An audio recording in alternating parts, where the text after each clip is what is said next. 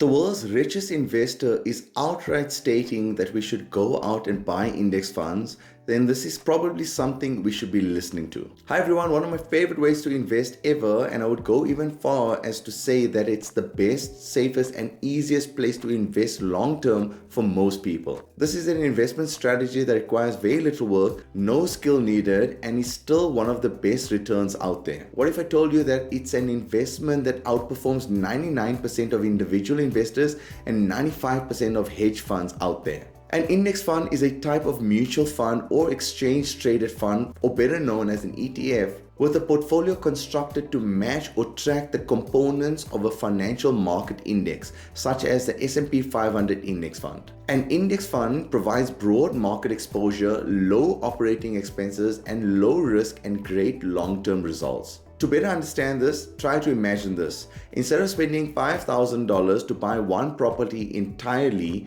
imagine you invest 500 different properties for $5,000 spread across different parts of the world. Then you would own 0.1% of each of the 500 properties. This would mean that if one of your properties burns down, you would not potentially risk losing everything, but just a small piece of your $5,000 investment. This essentially means you are minimizing the risk of your investment. And on the plus side, you would get an average return on all 500 buildings that you own.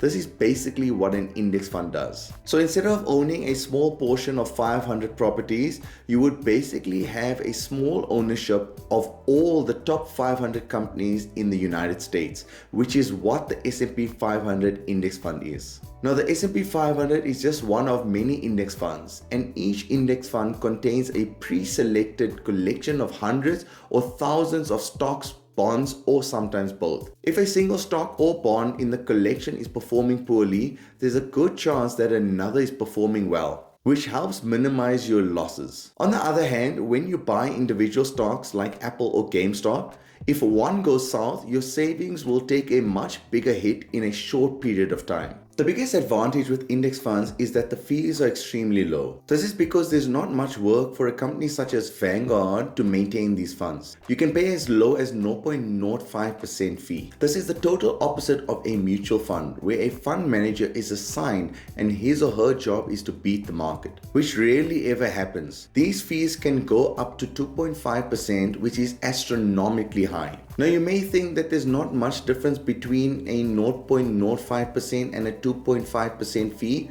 but over 2 or 3 decades, these two funds' profits will be massively different. Most investors will make much more money in an index fund than investing in individual stocks on their own. Several studies have shown that 95% of portfolio managers cannot outperform the market index in a 10 to 15 year period. And these are some of the brightest people around the world who are in Ivy League schools, who have a deep understanding of the economics behind it and are doing this all day, every day, and are still unable to beat the market. These figures are much worse for the average investor, as the average investor tends to trade emotionally or panic when the market drops or tries to time the market. Warren Buffett claimed that almost all funds managed by fund managers, the clients are not seeing much profit, but the fund managers are, because of their high fees. Buffett also claimed that index funds are the best form of investments for 99% of people. The world's richest investor is outright stating that we should be going out to buy index funds,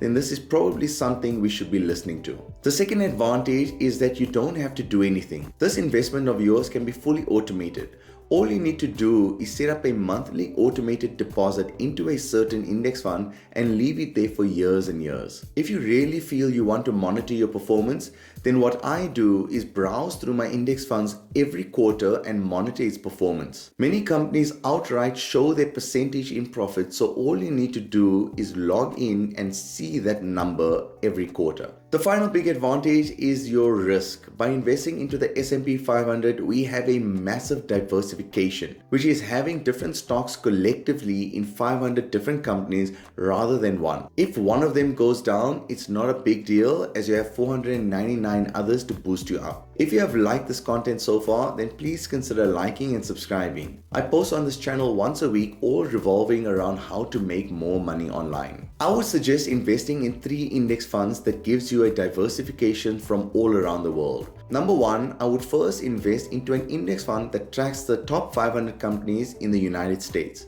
This would basically mean investing into an index fund that tracks the S&P 500.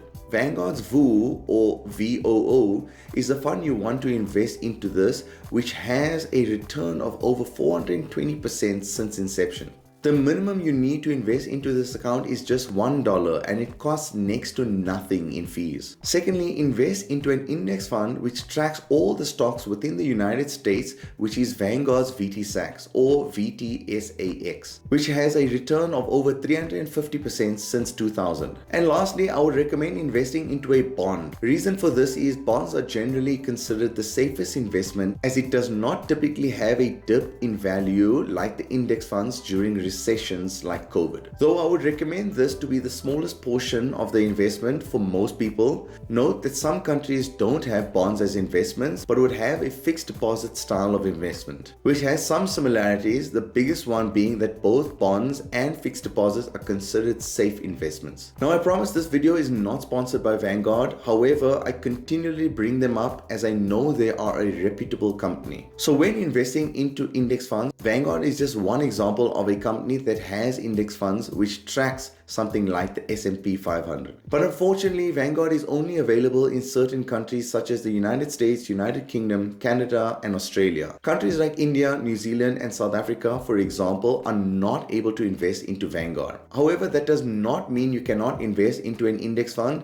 as countries that do not have Vanguard have their own companies which allow you to invest into an index fund. Now, investing money into these different types of funds would depend on your risk appetite and your age. Now, how you would want to proportionate your money based on the above 3 is generally, if you are younger, let's say from the ages of 18 to 40, you want to invest a bit more aggressively. This would mean investing a larger portion of your savings of, let's say, around 80% into the S&P 500 index, as these are likely more risky investments in the short term, which means if they had to fall in value in 2 or 3 years, at times during a recession, it will recover with more gains within 5 to 10 years. Your remaining savings of 20% I would put into bonds or fixed deposits. If you are closer to retirement, it would make more sense for you to invest a larger portion of your savings into a safer investment such as bonds and a small percentage into index funds. I would like to make it clear that this strategy makes sense for most people, which will bring in a great return for the next 15 years on average. Yes, there will be certain people who invested into Apple or Amazon who have seen significant returns. However, they have invested a lot of money into these companies with the risk that those stocks could plummet and reduce in value and lose their money. As just like some people have made a lot of money investing into one stock,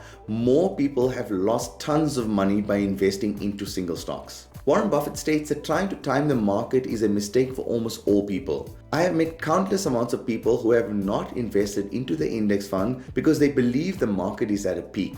The truth is, no one can accurately and consistently time the market. No one could have predicted COVID and the effects it had on the markets in 2020. You may have thought that in 2015 the market has reached its peak, when in fact the bull run continued for another 7 years before falling slightly during COVID but making a swift recovery. There have been multiple studies done which proves over and over again that time in the market, not timing the market, is what builds wealth. If you feel putting a large sum of money at once is a little bit too daunting for you, most index funds allow you to put in monthly increments of your savings, which can ease any concerns that you may have. The 3 things to remember from this video with regards to investing into any index fund is that ensuring that the company that you are investing in is reputable, such as Vanguard. Ensure that the fees you are paying into the index funds are less than 0.5%. And finally, ensuring that you have a look at the track record of the index funds for the past 5 to 10 years and ensuring that it's at least returning on average of around 10% per year,